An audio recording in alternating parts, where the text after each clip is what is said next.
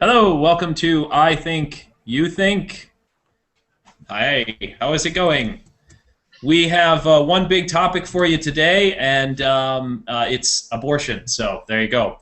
Hello, today is July 1st, and you're listening to I Think You Think, a podcast puts a new spin on debate and discussion. I'm Justin, and on the other side of my computer screen is James. Howdy, folks.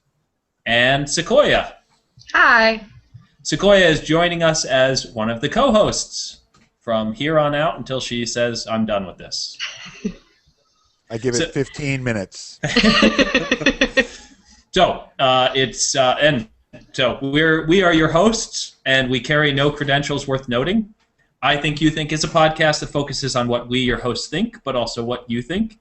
Too many times we spend debates and discussions talking past one another, not enough time trying to learn and understand why someone thinks what they think.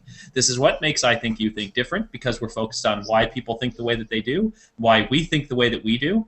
James, Sequoia, and I believe that the forum of ideas should be open to everyone, and everyone should have the opportunity to challenge and be challenged by ideas. We're not here to pass judgment, but merely discuss ideas and topics. This podcast, first and foremost, is a conversation between us and hopefully you, so feel free to email us. You can also follow us on Facebook, on Twitter, and at the Chicago Now blogs. The links for all of these can be found in the underbar of the video, also on our Facebook page. If you write fast, it's facebook.com/ithink.youthink or chicagonow.com/I-think-you-think, and Twitter, it's at ithink_youthink is our Twitter handle. Can I call it a handle, or is that like really silly? I don't know. 10-4? I don't know. I Think You Think is produced by StolenArts Productions and is recorded live at Fisher International Studios. How is everybody doing this week? Woohoo!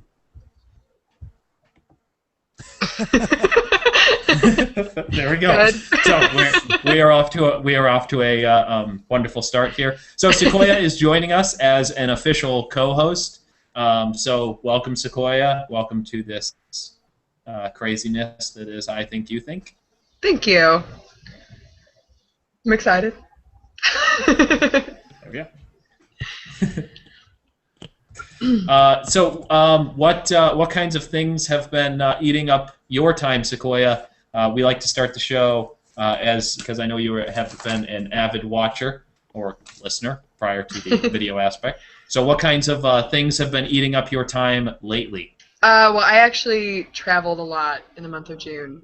So I've been sort of all over. I've been in Washington, Alaska, Canada, Tennessee. So that's pretty much been all of my time lately. So now I'm entering the very boring month of July. So I think he froze. He does. He freezes a lot. Are you there, Justin? Well, if anyone's wondering what's been sapping my time, There we go. I just started yesterday, but I've been playing the game State of Decay, which we had a little mini review of last week, and I like it a lot. It is pretty awesome. I've played it a lot, and I'm really enjoying it. It's very good. It's got a lot of different aspects to it. Yeah, that is, all of a sudden, that is the main thing sapping my time. I understand. Am I still frozen, or have I come back? You have come back. All right, I'm well. Excellent. The things that have been sapping my time, my brother and I have started. We've gone back to an old school. Old school. I mean, it's still an Xbox 360 game, but Resident Evil 5.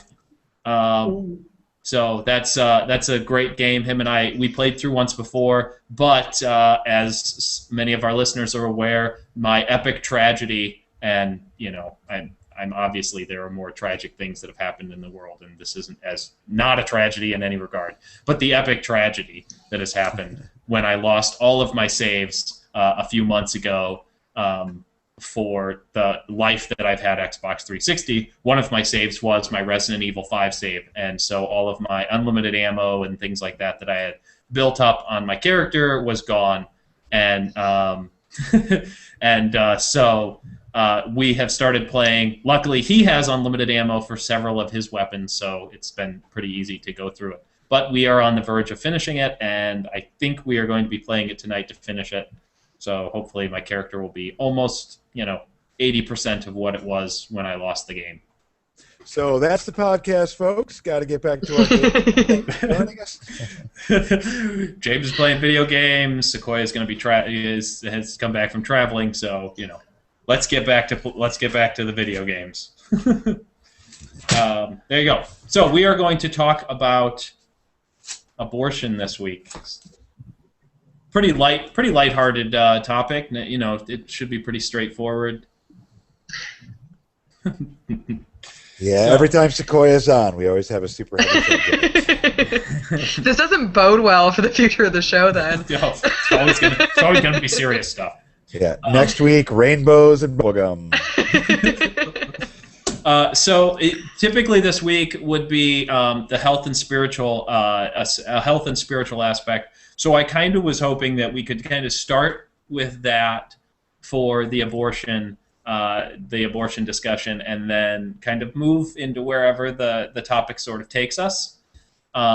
So more maybe the medical the medical and spiritual side of the abortion sort of debate and such.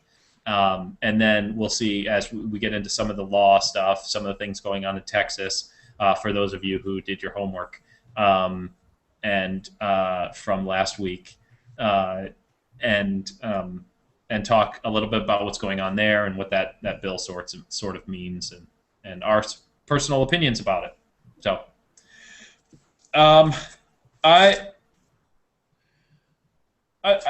want to start off kind of with, in terms of my the spiritual aspect of the abortion debate, I think can be sort of distilled down to the aspect of the spirit or the humanity of a fetus or an unborn person, and what people kind of assign meaning to in regards to that, and how that affects their decision regarding abortion. First off, for me personally, I'm pro-choice. I wouldn't say that I'm anti-abortion, but I would prefer there to be less abortions, and so that's one of the reasons that I'm pro-choice, is I believe that if you give people the choice and you give them the information, that will actually lessen the amount of abortions. I also am, from a personal perspective, I'm very pro-life in the sense that in my own personal position, if I'm in a situation where, I mean, honestly, obviously, I can't have a kid, so my wife would be the one actually carrying it. I would prefer that if an accident did happen, I would prefer that we didn't abort it, but that would be that. So I guess we can kind of start there.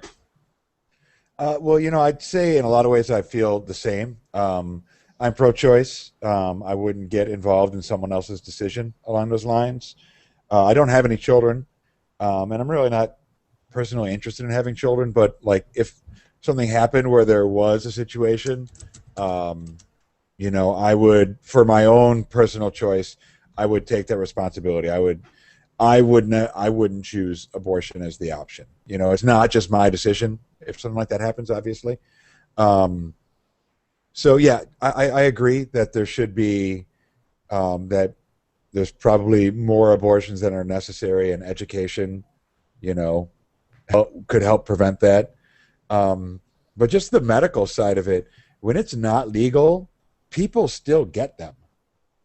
At least if it's legal and someone's going to get them, they're going to get them from someone who does it professionally. And you're going to minimize the health risk, although there are consequences. There are health consequences to it. But really, when it's not happening at an official, like whatever, an actual doctor's doing it, I mean, you're risking life, to get that done in the back alley or someplace like that. So the spiritual side of it, I don't really know. But in general, I am pro-choice, although I would never make that choice, if that makes sense.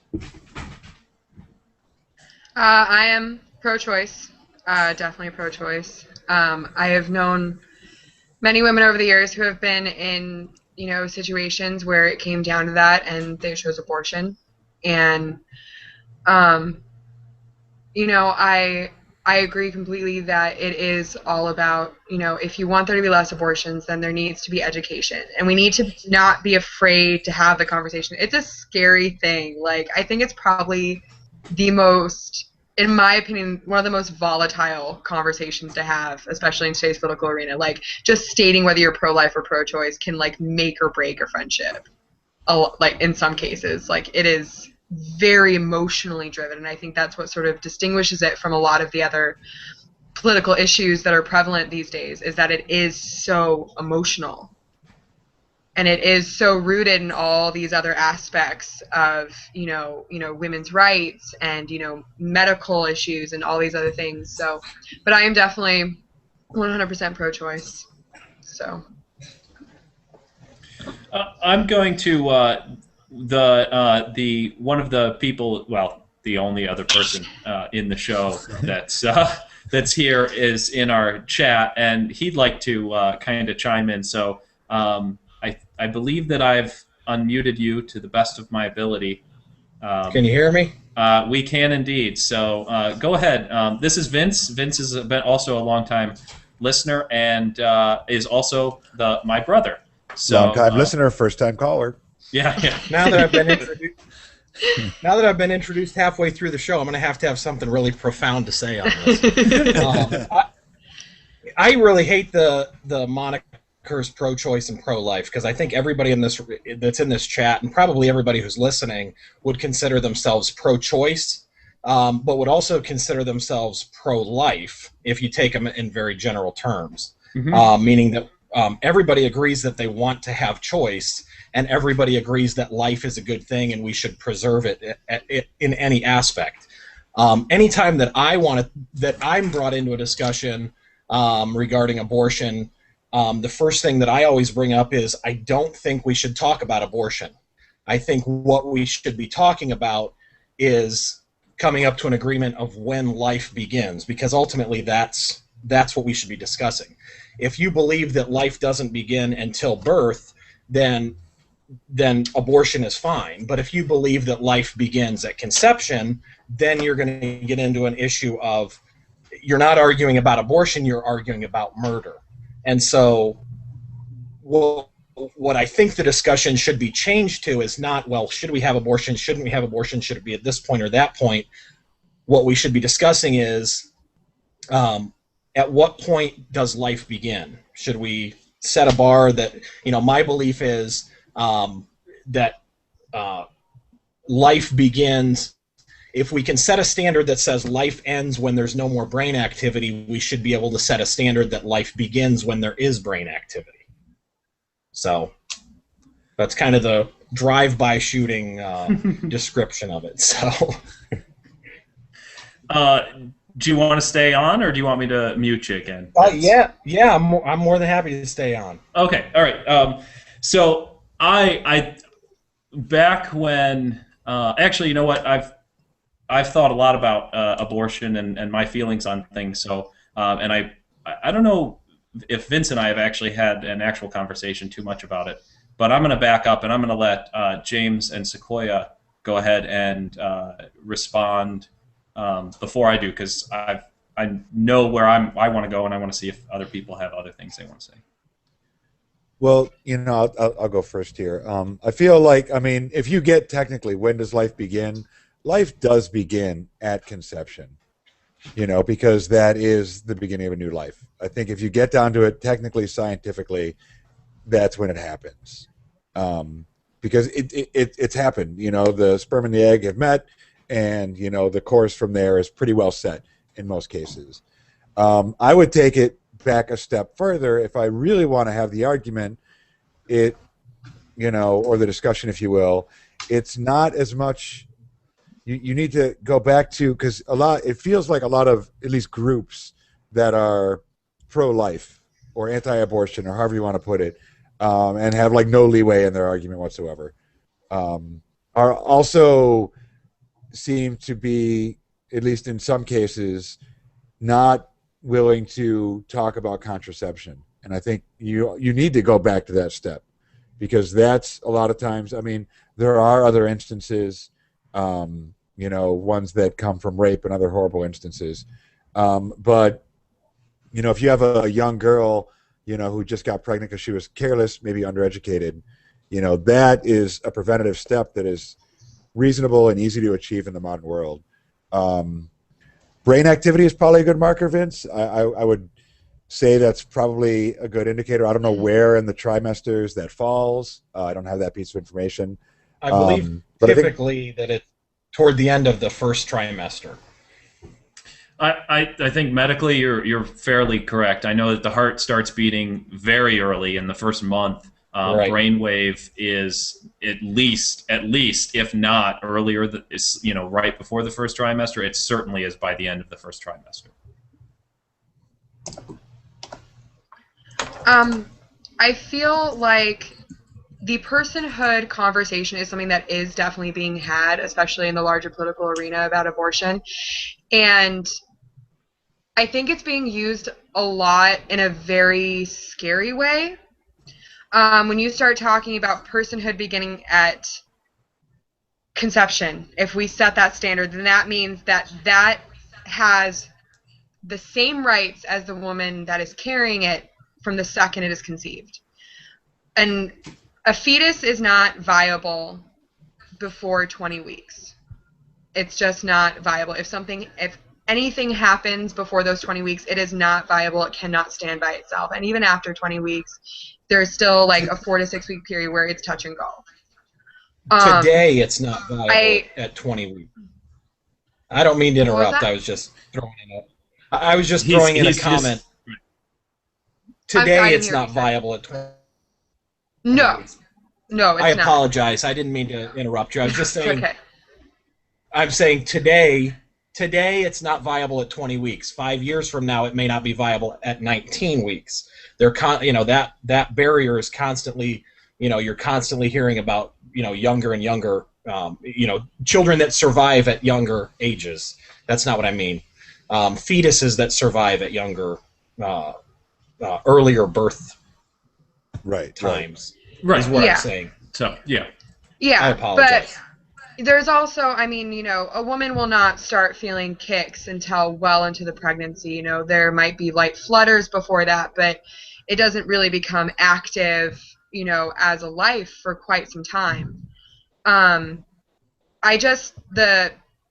The conversation of personhood in the way that it's currently being used is usually against abortion. And it's usually, and there have been, critics of the personhood conversation who have said that, if you grant a fetus personhood at conception, then, if a woman miscarries, or, if she falls down the stairs and loses the baby, in a horrible way, and if something happens to her, she gets into a car accident or she falls down the stairs or does something dangerous and she ends up getting hurt, then that woman could be sued for, negligence because she's just harmed something that has personhood. So that opens up a lot of complications as far as like the law goes and pregnant women.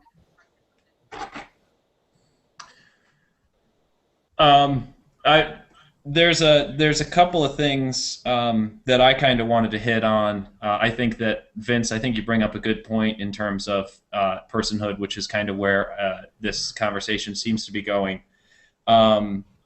I would disagree with James in terms of the life begins at conception. I would say life began, to steal a quote from, and I can't think of his name now, a comedian, and it's unfortunate I can't think of it because he's actually dead now, and he was a great comedian, and good stuff. But anyway, he said, life doesn't begin at conception. Life began 3.5 billion years ago and has continued on. Before the actual conception of the sperm and the egg, those things are cells. They're just as much life as anything that's alive. What kind of importance we place on them is what happens, after the conception.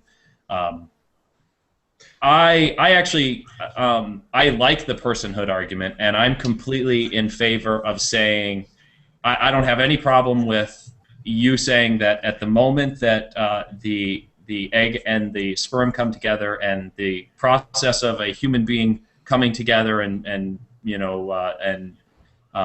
being built at that point, calling that a human being. Well, I think it's kind of as a metaphor, sure, it is a human being. It actually being a human being is kind of up in the air, back and forth a little bit. But I have no problem with labeling it as a human being, because I don't think that it changes the conversation about whether or not a woman can get an abortion after that point. I don't think it changes the conversation at all. And I'll come back to it, but I'd like to step back just for a moment to just say, and I agree, I bet James and Vince both agree that from our perspective, there is no way that we can ever know. Sequoia is the only one in this chat right now who will ever actually face this kind of a decision at all, possibly in her life, of whether or not she would have an abortion. The rest of us really have no idea. The closest we could ever have is a spouse or a loved one having to face that. I've lost video. Has everybody else lost video? No. Oh, we hear you and see you, so I see you down at the bottom in the little video feed. There you are again. Okay, all right. So I don't know what happened there. The most we could be would be a supporting player in right. the situation. I don't know necessarily. Vince, you had brought up that life is preferable. I would say that in general, yes, as a general tenet, life is preferable to death. Right. Whether I don't think that that's always the case. I think that sometimes there are situations. Sorry, go ahead. I was going to say I would clarify what I mean is that life is beneficial, and moreover, life should be protected. I don't want to say at whatever cost, but life should be protected when possible. In other words, there is a value to life beyond many other things, and life should be protected whenever it's possible. I think that that's as a humanist, I think that that's a general tenet. The idea that life is preferable necessarily to death, or that we should do something to try to preserve life. I also think that there are situations in which death could be preferable to life. In the case of a person who's living in constant agony, who has no hope of any kind of a medical treatment that will help him, who has to rely on other people and would prefer to die. I think that prolonging that person's life is an immoral thing. But you would agree that it would be up to the decision of that person to make that decision, correct? Correct. I do agree. Correct.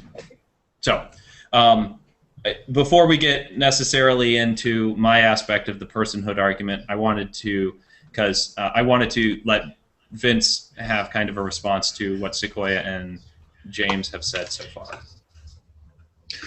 Oh, I can't even read my own notes here. The Sequoia brought up a good point regarding miscarriages and liability. I think the problem, and this is kind of the issue that I have, where we're talking about abortion instead of, we as in a society are talking about abortion versus talking about life.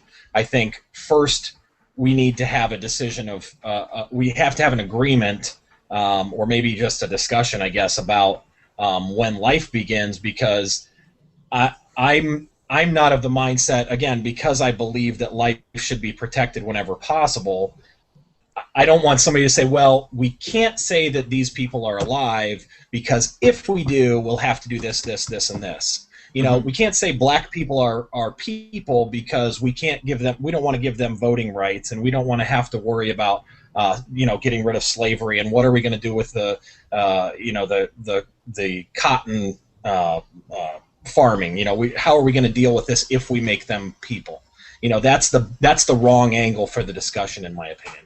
I think it has to be a discussion of when does life begin, and once we decide on it, then we'll deal with all of the, if somebody, goes out partying and gets in a car accident because they were drunk and they kill their unborn child, are they criminally negligent? Are they criminally liable for that? That's a discussion for after we've decided at what point a fetus is alive, at what point a fetus has rights, effectively. So that's what I had on that. And I don't want to grab the whole show here. Let's hit that topic and let them respond, and then kind of go from there. Okay. Well, one thing I would say is I don't think we'll, like Sequoia had mentioned, it's a very tense subject most of the time. People who are strongly for or against are usually very strongly for or against. So given that the discussion you're talking about, Vince, the results it'll have, you're going to have people talking science versus people who are talking spirituality, and they'll only sit on the answer, I would assume, a lot of them at least, that supports the answer they want. So although logically it makes sense, I'm not sure if the same groups are going to come to any more of a middle ground than they would if you talk about the surface of, abortion, pro-choice, pro-life. I guess where my thoughts on are at this point is that, I see where you're coming from as far as, deciding where personhood starts, would create a lot of, it would sort of put things into perspective as far as, where our abortion laws would go. It would affect that.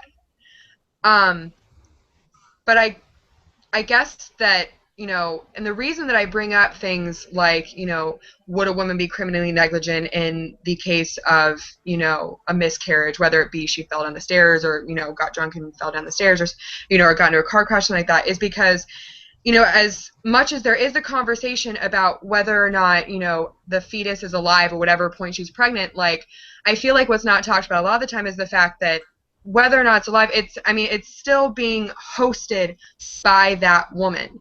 And she is still a person. And so if there could be criminal or legal repercussions over things like that, and the repercussions that it would have, in affecting abortion laws, it is women that would be affected by it. And, their loved ones, their spouses, what have you. The woman can't be forgotten in these conversations about personhood. I'd like to transition here. Because Sequoia brought up a good point in terms of the personhood, and this kind of goes along with my own thoughts about it. I used to feel very strongly against abortion. That changed as I started to kind of look at the science of whether or not, and argue about is it a person type thing. However, most recently, I've got this great this better understanding of the idea of the personhood argument, and it kind of goes like this. I would, and maybe we can kind of bridge the divide here. Like I said, I'm perfectly I would perfectly accept, Vince, it being a person from the moment of conception. if that allows us to start on the same page. This is where the personhood argument sort of comes in. If I, as a person, am standing next to James as a person, and James' kidney is failing, I am under no legal obligation to give him my kidney, even if it means that if I don't give him my kidney, he will die. I'm also under no legal obligation to even donate blood, even if it means if I donate this blood, it will prevent my child from dying. The courts cannot force me to do that. That's my right as a person. When a child is conceived, regardless of whether or not we like the science, not necessarily science, just the nature of it, that person that is growing inside of that woman is dependent upon that woman to provide blood, nutrition. It is effectively making that woman into a human incubator. If that woman chooses not to do that, she as a person has the right to do that. And she is not taking away any rights of the personhood who is relying on her to be the incubator. She's just saying, I'm choosing not to give you my kidney, or I'm choosing not to give you the blood because I am a person and I have the right to do that. And you are a person, and it's unfortunate that you are in the position that you're in, but I am under no legal obligation to do so. And my thought is, by relegating and making laws that tell women that they cannot get abortions, aside from the aspects that women will still get abortions and they won't be safe and they will die from it and things like that, you are effectively saying to that woman that your rights are either less than, or the fetus's rights are more than the woman's rights, and saying you are effectively have to be a human incubator.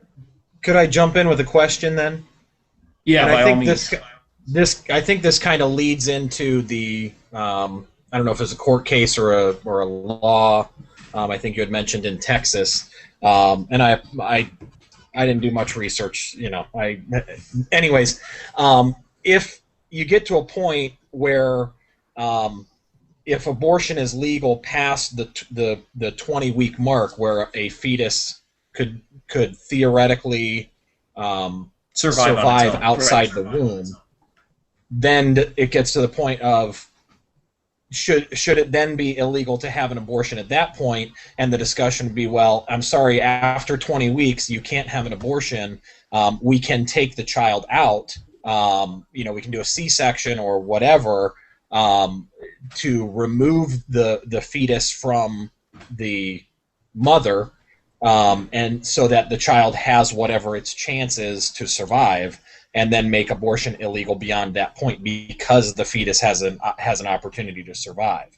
And so then they're not losing the right to give up the child; they're just losing the right to kill the child, to kill the fetus. I don't know if I'm being clear on. No, I know what you're basically saying, that once the child is medically able to survive on its own, we are effectively saying, okay, you are choosing now not to be the incubator. And I don't use the word incubator to make inflammatory statements. I'm just it is convenient. But I don't want to relegate women to that, or try to say that you are relegating them to that. It's a convenient term. But you're saying that once you don't need to do that, can the law say okay, you choose not to, that's fine, we'll take the baby out, and then you can give it up for adoption or whatever you choose. Correct. Okay. I'd like to respond, but I don't want to trample if there's anything Sequoia or James want to chime in on. Well, I will say that one of the complications with that argument is that it is very possible that a woman would not know that she was pregnant before 20 weeks. I know that for a lot of people that sounds like a ridiculous argument, but if a woman has an irregular period, or if there are if she doesn't get the symptoms the way that she expects to, it is completely possible that she wouldn't find out that she was pregnant before 20 weeks. And saying that at 20 weeks it would be a removal of the child in order to, care for it outside of the womb, that is still a very complicated process and would have a very low success rate and could affect the child for life. Premature babies often have a lot of health complications, and it could complicate a lot of things, especially as far as later on down the road. It's 20 weeks is when it is viable sometimes. And in current technology, I think saying that if it's after, if it's at 21 weeks, then it's going to be, cared for outside of the womb, that is a very, touchy medical situation at that point. Sequoia, if I could, I just wanted to jump in. This is one of the reasons why I feel like the life discussion is more important than the abortion discussion, because if you say, well, at 20 weeks there's a chance, but it's a small chance, or at 20 weeks, there's a very low success rate that the child could survive, you're then saying, well, then I think you're relegating the mother's rights to being higher, just as Justin was saying, the mother's rights being higher than that of the child. Because if the child is viable and can potentially survive, whether it's with a lot of medication and different handicaps and things, saying that the rights of that child, at least in my opinion, you're saying that the rights of that child are less than that of the mother. And so that's why I feel like if there were a way, and I know we're just talking, but if there were a way to set a determining factor of life, of when a child should have rights, when a fetus should have rights, when personhood, then it becomes a point of, well, it's not just a fetus in an incubator. It's this fetus has some rights. If it can survive outside of the mother, then it should have that chance to survive outside the mother. I don't know. I feel like I'm clear. It's all right. You cut in and out a little bit. Yeah. What was that? Vince, you're cutting in just a little bit. I mean, I think we're getting the gist of it. I think it's probably getting more down to the, if we made the law for 20 weeks versus 25 versus 15 or whatever. Right. I think what Vince is trying to say is it's more important to talk about whether or not that creature, that person has an opportunity to live, and less talking about, okay, the cutoff is 20 weeks or 25 or whatever. I mean, the cutoffs could change based on medical technology and things like that. Because I think, Sequoia, you were more concerned with just if we make it 20, that child, the success rate of that child actually surviving is very low. And I think what Vince is trying to say is, regardless of what that success rate chance is, that child should have the opportunity at that specific cutoff. So I think in the end, we're all sort of talking about the same thing in terms of how we're looking at it in terms of whether or not the child would or would not survive. I think James had something that he wanted to say. Well, I think more often than not that is the case. I think that both sides of the argument share a lot of similar beliefs. I don't think pro-choice people are like, let's let people who don't care at all and aren't taking any precautionary measures to just get as many as they want. I mean, that's not the perspective people have. I don't think there's, like, saying someone's pro-abortion, I think, is a weird phrasing that probably applies to almost no one on the planet. You know what I mean? But I think, there are, like, limits as far as weeks and, like, what, different states as far as when abortions are, still legal within those states where they are legal. whatever those weak terms are. But yeah, I mean, I don't know. I don't know. I don't know if I have anything else to say beyond that. I mean, it's a tough subject. It's nothing that I would ever. I mean, we don't. I don't come on the show in an attempt to change anyone's mind, and I wouldn't in this either. But yeah, it's never as like black and white as even this conversation is gonna kind of. It seems like we're a little black and white right now, and we're talking about like one aspect, but there's so much more involved. I mean, there's the emotional and physical state of the mother. There's all sorts of. There's so much more going on than even what we're talking about. We're just talking about one little pinpoint aspect of it at the moment. Yeah, and I mean the show.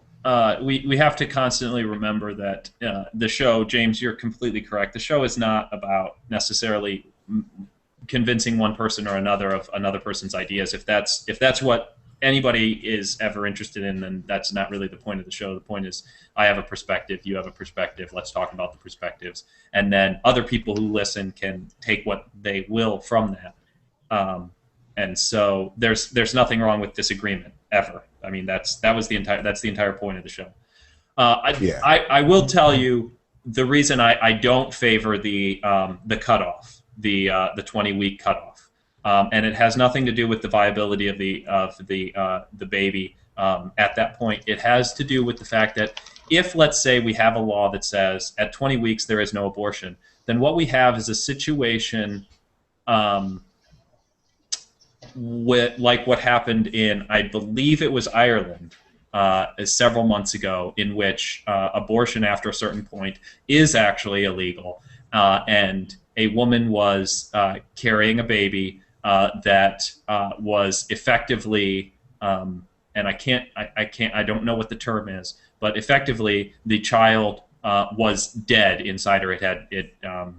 The heart was still beating, but there was little to no brainwave activity. The child, it might have even been none, but basically the child was killing the mother, but because of the laws, they couldn't actually perform the abortion until they couldn't actually perform an abortion of the fetus because of the laws that are in place.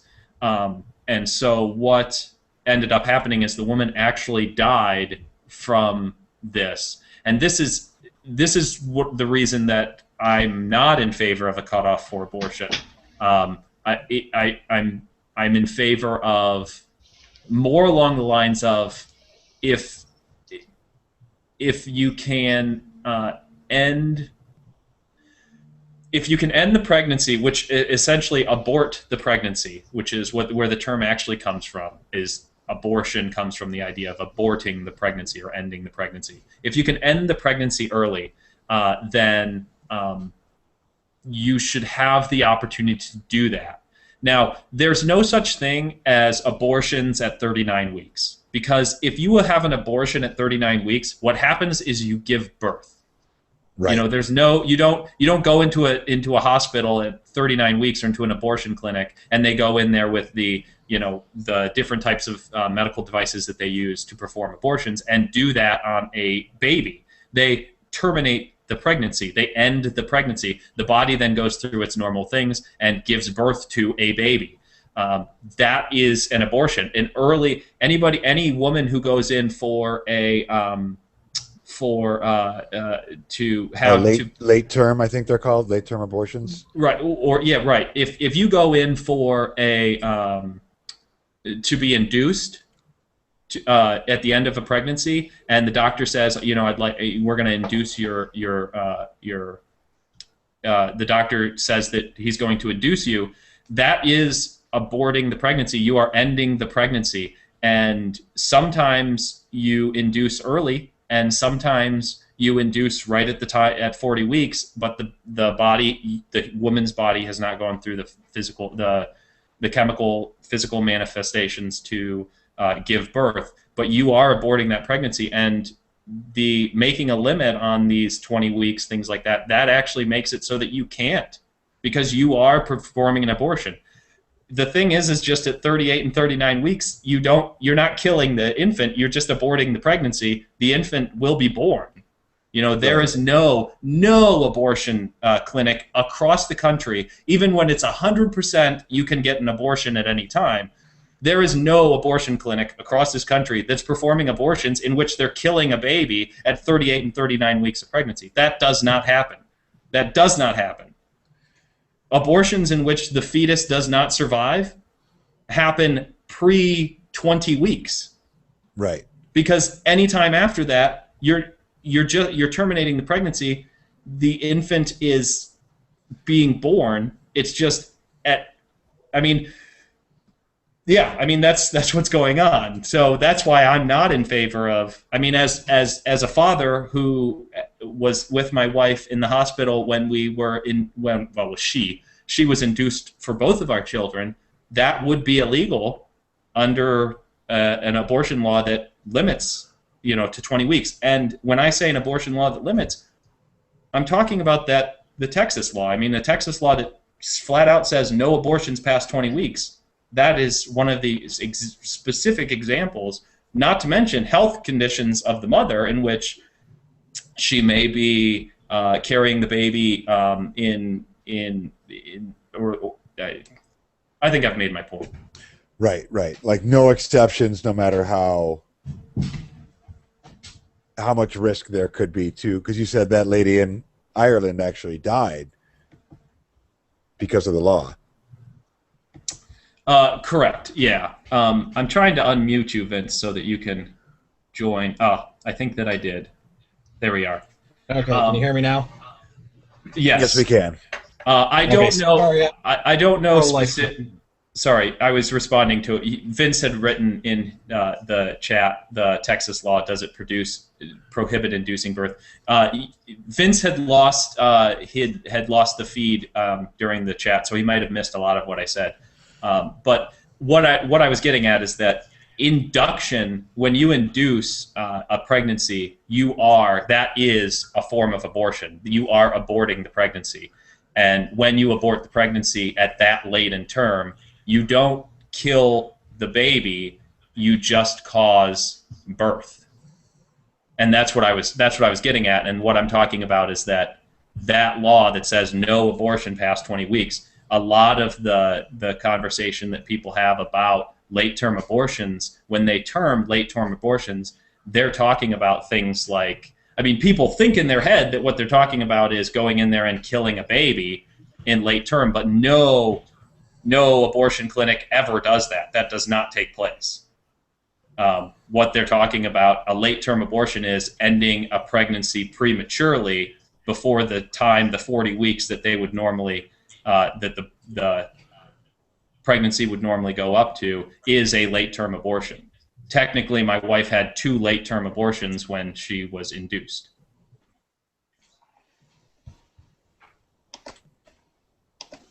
Well, I will say there also about the Texas law that they were trying to pass. Something I wanted to bring up is that they are trying to say they're trying to extremely regulate abortions, as far as, the situation medically that needs to be in place for an abortion to be performed. And it would limit it to the point that most of the abortion clinics across Texas would have to close.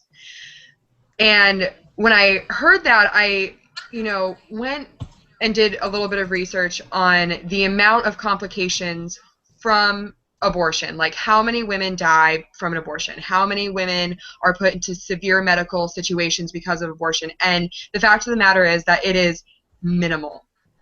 It almost never happens, especially in, before 20 weeks. It is extremely rare for anything to go wrong medically. So if there is not a problem health-wise with the way abortions are currently being performed, I don't see any reason for this law to be putting further regulations on.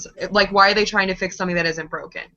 If they're trying to say that they're doing it to protect the health of women getting abortions, then why are they trying to fix something that isn't broken? Yeah, I've also looked up, and I'm sorry I don't have it with me at this moment because I didn't think about looking it up. But there is actually there's a slight there's a slightly higher risk to actually carrying to a woman's health to carry a child to term than there is a health risk to a woman having an abortion. But that's the basis with which they're trying to push this law through.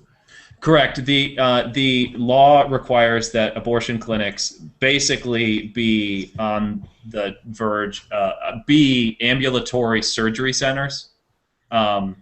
Most abortion clinics, the most amount of surgery that takes place is a DNC, in which they go into the uterus and remove.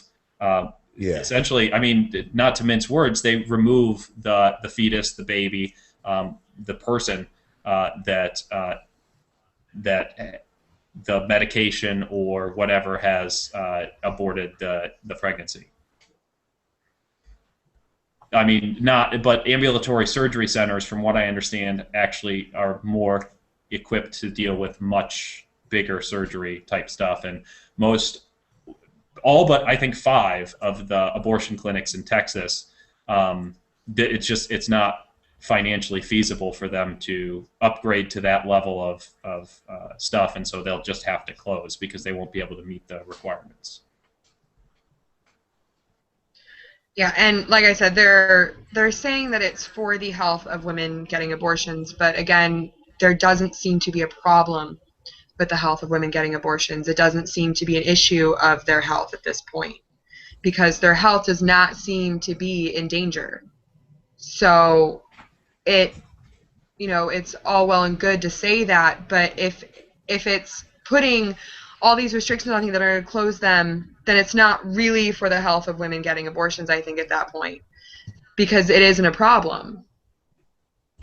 And it will end up going the other way then, because if people have to go through back alley ways to get these abortions, then there actually will be a lot of complications and health problems. Ooh. Well, we have used up a lot of time very quickly. I want everybody to have an opportunity to kind of finish up. And Vince, are you still with us, Vince? I see his volume sometimes moving, but I'm not sure. If he comes back in time, I'd love for him to kind of close us, at least give his final.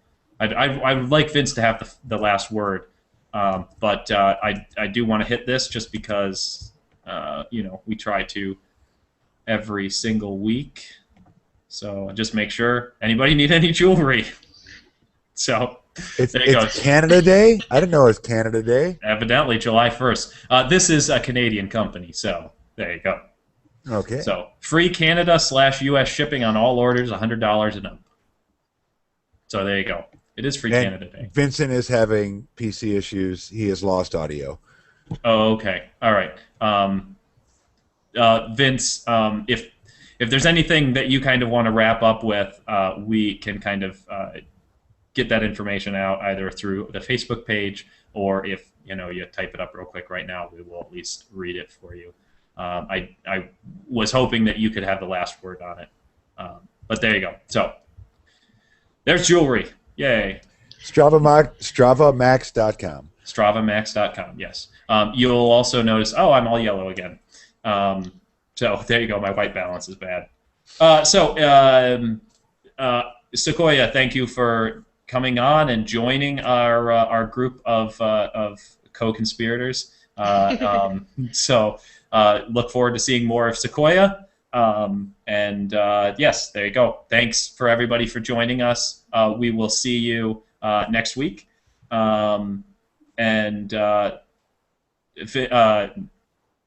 Yes. James, if you would like to wrap up, and then Sequoia. Actually, you know what? Sequoia, you go ahead and wrap up, and then James, if you could finish us off. All right. I mean, like we said, it's a very tense conversation to have. It's a difficult one to have.